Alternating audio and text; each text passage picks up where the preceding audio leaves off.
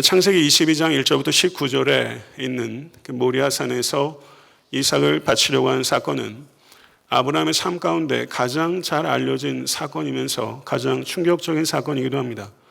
25년 만에 아들을 주고 또 그 아들을 바치라, 그것도 번제로 바치라. 이게 도대체 하나님 왜 이렇게 하시는 거죠? 구약의 여러 곳에서 하나님은 인신제사를 분명하게 금지하셨습니다. 근데 인신제사를 금지하신 하나님께서 인신제사를, 그것도 자기 아들을 바치려고 하니, 아니 도대체 이렇게 자기 모신적인 신이 세상에 어디 있습니까? 도대체 하나님은 왜 이렇게 하시는 거죠? 그런데 오늘 본 말씀 22장 바로 앞에 있는 21장을 보게 되면 거기에 아브라함과 하갈 사이에 낳았던 이스마엘을 아브라함이 내어 보내는 장면이 기록되어 있습니다. 그러니까 이제 아브라함에게는 이스마엘도 없습니다. 이스마엘도 없는 상황에서 이삭을 번제로 바치라. 이건 가혹한 일입니다. 아브라함의 인생은 참 여행이 많았습니다. 그런데 아브라함의 그 많은 여행들 가운데 두 가지 중요한 여행이 있는데, 하나는 창세기 12장의 본토 친척 아비집을 떠난 여행이었다면 또 하나의 여행은 창세기 22장의 모리아산으로 가서 독자 이삭을 바치는 여행, 이 두 개의 여행입니다. 본토 친척 아비집을 떠나는 여행은 과거로부터 떠나는 여행이라고 한다면, 독자 이삭을 죽이기 위해서 모리아산으로 가는 이 여행은 아브라함의 미래를 버리는 여행이에요. 첫 번째 여행은 신앙의 시작이라고 할 수 있다면 두 번째 여행은 신앙의 정점이라고 할 수 있는 것입니다. 인생을 여행이라고 표현하는 것은 참으로 적절하고, 그리고 올해 여러분과 저의 여행은 또 시작됐습니다. 또 새로운 여행을 시작할 수 있도록 새날을 주신 주님을 찬양합니다. 성도 여러분, 우리가 이 여행을 잘 할 수 있게 되기를 간절히 소원합니다. 이 자리에 계신 한 분 한 분이 다 저희가 성공영신 예배가 금방 올 겁니다. 그때 한 해의 여행을 되돌아보면서 자족하고 감사하고 복을 세워보는 그런 귀한 여행이 될 수 있기 위해서 우리는 우리보다 앞서 여행했던 사람을 바라봐야 될 필요가 있고, 그리고 가장 탁월하게 여행을 했던 사람이 바로 아브라함이고, 그 아브라함의 여행은 한마디로 말하면 순종의 여행이라고 할 수 있습니다. 이 아브라함의 순종은 네 가지로 요약할 수 있는데, 저를 한번 따라해 보세요. 절대적 순종, 즉각적 순종, 지속적 순종, 공동체적 순종. 이 네 가지의 성격이 있어요. 그런데 22장 1절을 보시게 되면 하나님께서 아브라함을 시험하셨다라고 말하는데, 하나님께서도 시험하시고 사탄도 시험합니다. 그런데 하나님의 시험을 테스트라고 하고 사탄의 시험을 템프테이션이라고 해요.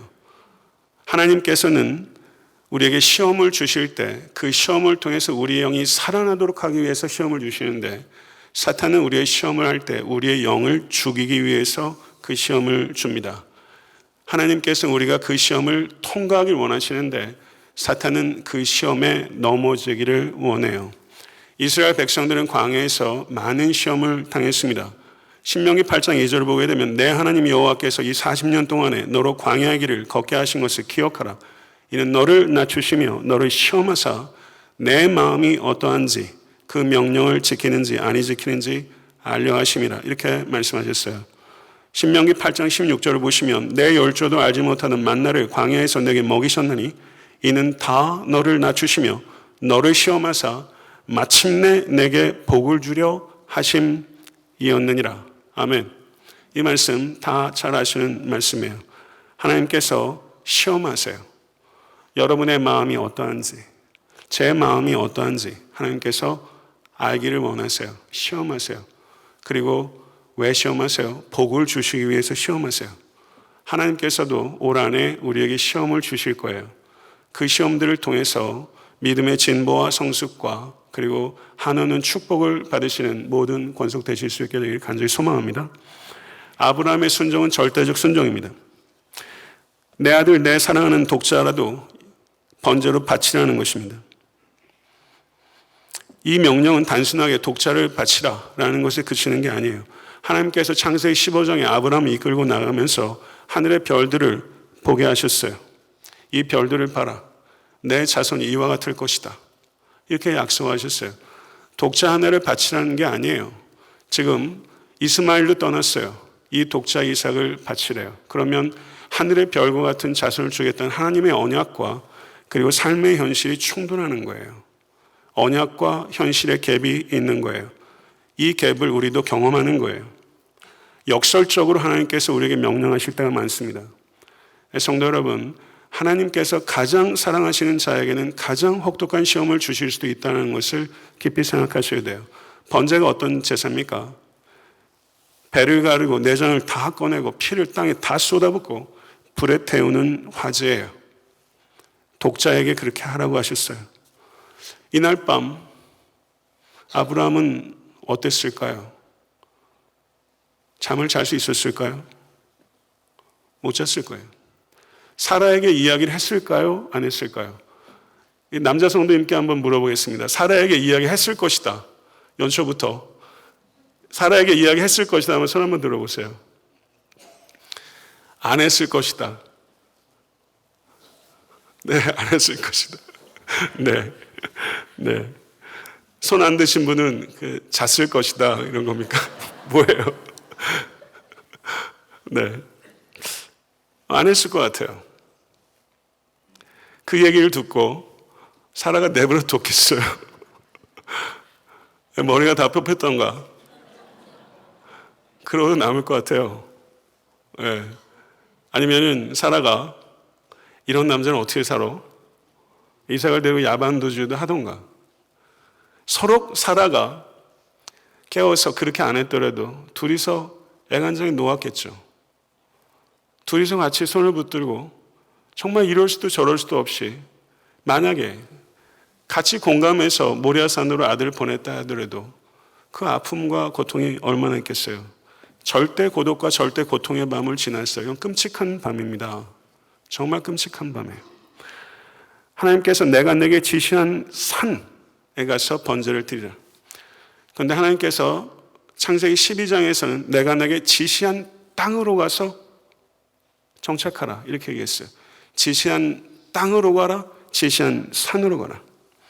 그런데 히브리서 11장 8절을 보게 되면 아브라함이 그 땅에 나갈새 갈 바를 알지 못하고 나아갔다 이렇게 말했어요. 갈 바를 알지 못하고 지시한 땅으로 갔던 아브라함은 갈 바를 알지 못하고 지시한 산으로 간 것이죠. 올 한 해도 하나님께서 우리에게 말씀하실 거예요. 어떤 말씀은 이해가 되는데 어떤 말씀은 도무지 이해가 안 되는 말씀들이 있을 거예요.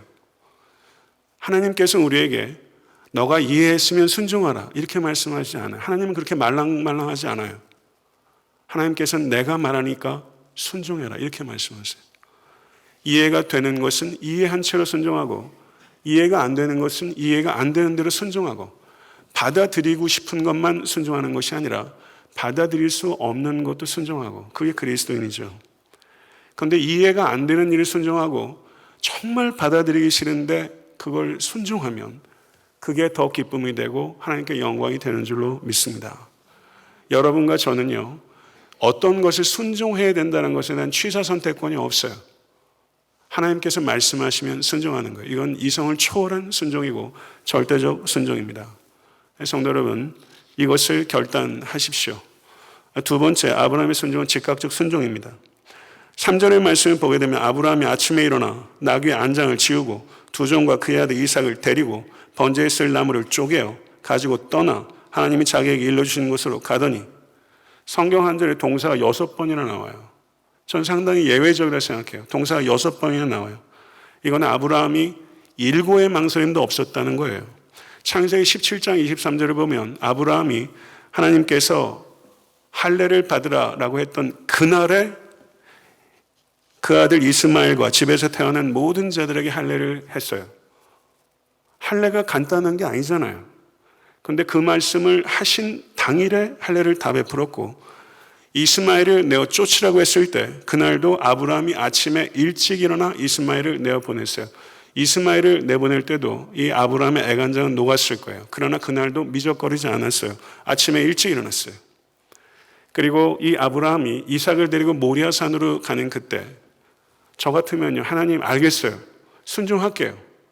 그러나 저한테 1년만 시간 주세요. 저한테 그 정도도 못 해주세요. 이렇게 얘기할 수 있을 것 같아요. 안 들어주면 그래도 믿져의 본전인데 얘기할 수 있죠. 그런데 그렇게 아브라함은 얘기하지 않았어요. 왜? 하나님의 뜻이 분명하니까. 미적거리지 않았고, 할례를 할 때도, 이스마엘을 내보낼 때도, 아브라함을 번제로 바치러 갈 때도 아브라함은 아침에 일찍이 일어났어요. 성도 여러분, 지혜가 무엇입니까? 지혜는 제가 여러 번 말씀드렸어요. 신중해야 할 때 신중하고 신속해야 할 때 과감하게 행동할 줄 아는 것, 그게 지혜입니다. 근데 많은 사람들이 저를 포함해서 신중해야 할 때 섣불리 움직이고 움직여야 될 때 우유부단해져요. 이런 실수들이 저에게도 적지 않았어요. 성도 여러분, 그리스도인들은요, 하나님의 뜻이 분명하면 아침에 일찍이 움직여서 행동해야 합니다. 성도 여러분, 올 한 해 살아가시면서 여러분에게 하나님의 뜻이 분명할 때 미적거리지 마시고 그것에 대해서 즉각적으로 순종하는 여러분과 제가 될 수 있게 간절히 바랍니다. 그러면 하나님의 역사하심이 여러분을 통해서 경험되게 될 줄로 믿습니다. 아브라함의 순종은 지속적 순종이었어요. 아브라함이 3일 길을 갔어요. 이 3일이라는 시간이 참 기가 막힌 시간이에요. 사람 마음이 아침 저녁으로 바뀌어요. 3일 가는 동안에 얼마나 마음이 바뀔 수 있었겠어요. 그런데 아브라함은 변하지 않아요. 이 3일 동안에 아브라함과 이삭이 대화를 많이 했을까? 아무 얘기도 안 했을까? 저는 뭐 그런 생각도 해봤어요. 저는 굉장히 묵직한 침묵의 시간이 3일 동안 갔을 것이다. 이삭은 평소보다 좀 이상하다고 생각했어요. 저는 아브라함이 이삭한테 얼마나 평소에 두런두런 이야기를 많이 했을까 싶어요. 100살에 얻은 아들하고 얼마나 말을 섞고 싶었겠어요. 아버지가 평소에 너무 다정다감한 아버지인데 이번 모리아산으로 가는 여행에선 아버지가 이상해요. 표정도 이상해요. 그리고 그 침묵에 비장함이 흘러요. 아브라함은 그렇게 갔어요. 속으로 마음을 다지고 여미며 간 거예요. 사탄이 얼마나 유혹했을까요? 그 3일 동안. 그렇게 간 겁니다. 그리고 마침내 현장에 도달했을 때 아브라함이 사환에게 말합니다. 너희는 나귀와 함께 여기 서서 기다리라. 내가 아이와 함께 저기 가서 경배하고 너희에게 돌아오리라. 저는 이것도 좀 궁금하더라고요. 제사 드리는 거기까지 사환하고 같이 갈 수 있는데 어느 장소까지만 가고 아브라함하고 둘이 간 거예요. 이해가 돼요. 다른 사람 끼는 거 싫었을 것 같아요. 저는 이와 같은 상황이 있으면 제 아들과 둘이 걷고 싶을 것 같아요. 저는 여기에서 이 아버지의 애틋한 마음이 느껴져요. 이 마지막 순간 난 아들과 둘이 걷고 싶은 거예요. 그래서 아브라함이 그쪽으로 가요. 그러다가 마침내 이삭이 숨막히는 침묵을 견디다 못해서 이삭이 물어요. 7절에 내 아버지요. 물었습니다. 내 아버지요. 그랬더니 아브라함이 뭐라고 말해요? 내 아들아 내가 여기 있노라. 내 아들아 내가 여기 있노라. 저는 이 구절이 읽는데 평소보다도 훨씬 마음의 울림이 크더라고요. 내 아버지요. 내 아들아 내가 여기 있노라. My father, here I am, my son. 저는 여기에 이 부자지간의 정이 다 있는 것 같아요. 그랬더니 다시 이삭이 물어요. 불과 남은 일거니와 변제할 어린 양 어디 있나이까? 이 말을 듣는데 아브라함의 마음이 또 철렁했을 겁니다. 그때 또 아브라함은 이삭에게 내 아들아 또 이렇게 불러요. 말끝마다 부를 때마다 my son, my son 그렇게 얘기해요. 그러면서 뭐라고 말하냐면 내 아들아 번제할 어린 양은 하나님이 자기를 위하여 준비하시리라 이렇게 말씀하셨어요. 그리고 다시 침묵이 흘렀을 것입니다. 아브라함은 이 3일 동안 지속적으로 순종한 거예요. 성도 여러분, 끝까지 순종하지 못하면 불순종과 같은 것이 되는 것입니다. 성도 여러분, 모쪼록 올 한 해 살아가시면서 예수 그리스도께서 제자를 사랑하시되 끝까지 사랑하시고 또 십자가에 달려서서 It is accomplished. 다 이루었도다 라고 말했던 것처럼 여러분과 저도 올 한 해 살아가시면서 찔끔찔끔 그냥 단기간 동안 순종하는 것이 아니라 일관되게 순종하는 것. 저는 우리에게 중요한 거는요, 어떤 탁월함보다도 일관성이라고 생각해요. 그게 성도의 가장 미덕이에요. 여러분의 주어진 작은 일들에 대해서 컨시스턴시를 가지고 끝까지 일관되게 순종하는, 주어진 사역에 충실하시고 직장에서 주어진 작은 소임에 끝까지 충성하는 것, 사람에게 보여주기 위한 것이 아니라 또 하나님을 의식하며 우리가 끝까지 순종하는 것, 그렇게 한 해를 채워가시는 여러분과 제가 될 수 있게 되기를 간절히 바랍니다. 네 번째는 공동체적 순종이에요. 이때 아브라함의 나이는 100살이 훌쩍 넘었죠. 요세푸스라는 책을 보면 이때 이삭의 나이가 28이래요. 그리고 미시나라는 책을 보게 되면 이때 요셉의 나이를 37세 정도로 봅니다. 그런데 7절을 한번 보세요. 번제나무를 이삭이 지고 갔다, 이렇게 얘기하고 있어요. 번제나무를 이삭이 지고 갔다. 이런 말 거기에 왜 넣겠어요? 우리가 간과하기 쉽죠. 번제나무를 이삭이 졌어요. 앞에서는 번제나무를 누가 했냐면 아브라함이 했어요. 그것도 왜 적었을까? 전 그런 생각이 들더라고요. 머릿속이 복잡하면 노동을 하면 단순해지죠. 아브라함은 그렇게 해서라도 번제나무 종보고 하라고 할 수 있죠. 근데 자기가 한 거예요. 왜 그랬을까? 마음이 너무 상심이 크니까 그렇게라도 마음을 그쪽에 하려고 한 것이고, 여기에는 번제나무를 이삭이 지고 갔어요. 이거는 이삭이 힘이 있다는 뜻입니다. 아브라함이 이삭을 번제단 위에 버려놓을 때 아브라함이 이삭 보고 아들아 뒤를 저거 뭐지? 뒤에 있을 때 벽돌로 뒤통수를 때렸겠어요? 그렇게 했겠어요? 이 이삭이 힘이 좋으니까 딴 데 쳐다보게 하고 뒤통수 때려가지고 기절한 아들 위에 그렇게 했겠어요? 전 그렇게 안 했을 것 같아요. 완력으로는 아브라함과 이삭이 지금 안 돼요. 그 아들을 그렇게 하고 싶겠어요? 그렇게 품위 없이? 아니죠. 저는 여기에서 아브라함을 보면서 이 범상치가 않은 거예요. 이삭이. 그리고 재물이 없어요.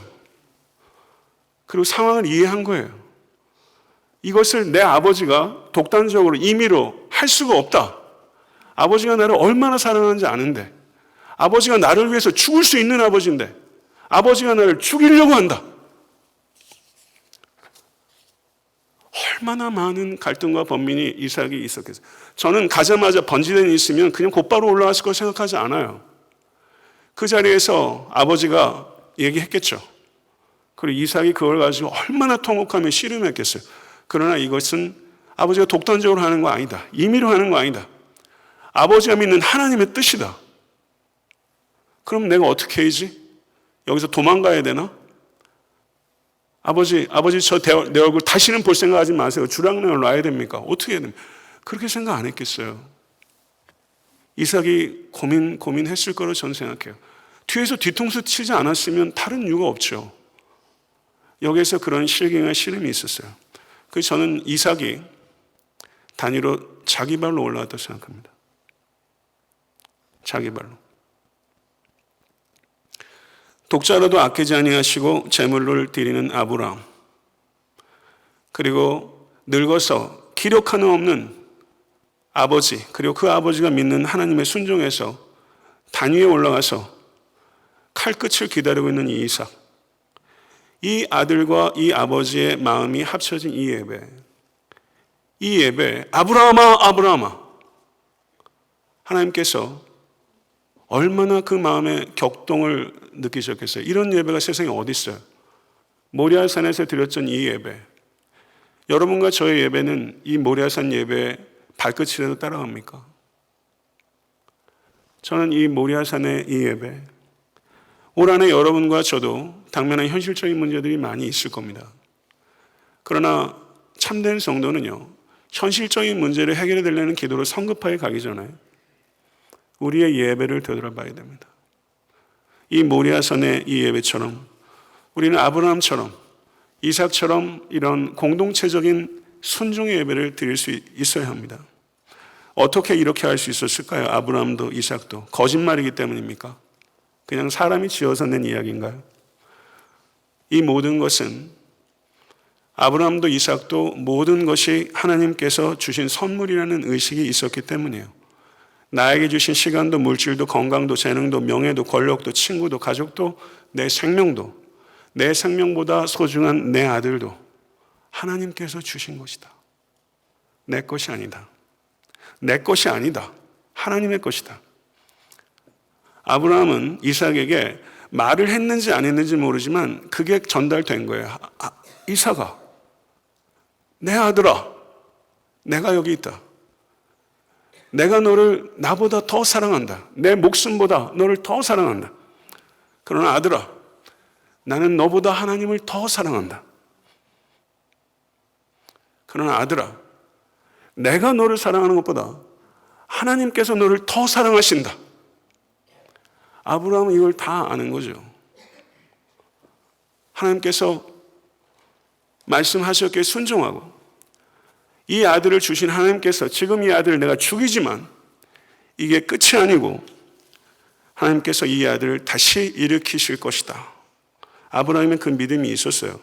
히브리서 11장 17절 19절을 보게 되면 아브라함은 시험을 받을 때 믿음으로 이삭을 드렸으니 저는 약속을 받은 자로 돼 그 독생자를 드렸느니라. 저에게 이미 말씀하시기를 내 자손이라 칭할 자는 이삭으로 말미암음이라 하셨으니 저가 하나님이 능히 죽은 자 가운데서 다시 살리실 줄로 생각한지라. 아멘. 아브라함에게는 부활신앙이 있었어요. 로마서 4장 17절 보게 되면 사도 바울은 이 아브라함의 순종에 대해서 이렇게 말씀합니다. 그가 믿은 바 하나님은 죽은 자를 살리시며 없는 것을 있는 것으로 부르시는 이시니라. 아멘. 성도 여러분, 죽은 자를 살리시며 부활신앙이에요. 없는 것을 있는 것으로 부르시는 하나님, 창조신앙이에요. 성도 여러분, 올 한 해도 여러분에게 이삭은 무엇입니까? 가장 소중한 것, 하나님 이것만은 안 돼요 하는 게 이삭이에요. 그걸 내놓으라고 할 때 여러분 내놓으실 수 있으시겠습니까? 성도 여러분, 부활신앙을 가지실 수 있게 간절히 바랍니다. 죽음조차 끝이 아니라는 것을 이 아브라함은 믿었어요. 그때 하늘에서부터 다급한 음성이 들렸습니다. 아브라함아, 아브라함아, 그 아이에게 내 손을 대지 말라. 내가 이제야 내가 하나님을 경외하는 줄을 아노라 라고 말하면서 진정으로 예배하는 자에게 하나님께서 예비하신 것을 주셨어요. 사랑하는 성도 여러분, 이 자리에 계신 모든 권속들께서 하나님께서 여러분을 위해서 예비하신 것이 있다는 것을 진실로 믿으시기를 간절히 축원합니다. 그런데 예비하신 것이 있어도 여러분이 준비가 안 되면 어떻게 받아요? 준비된 예배로 하나님께 나아가시고 순종의 그릇을 하나님께 내어드리시는 여러분과 제가 될 수 있게 간절히 바랍니다. 예비하신 것들을 한 해도 놓치지 않고 다 받아 누리시는 여호와 일의 하나님을 경험하시는 여러분의 삶과 또 사업과 가정과 직장에 되실 수 있게 간절히 축원합니다. 말씀을 맺겠습니다.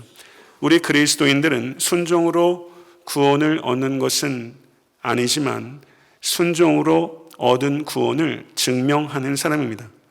여러분과 제가 순종해야 하는 이유는 축복받기 위함이 아니에요.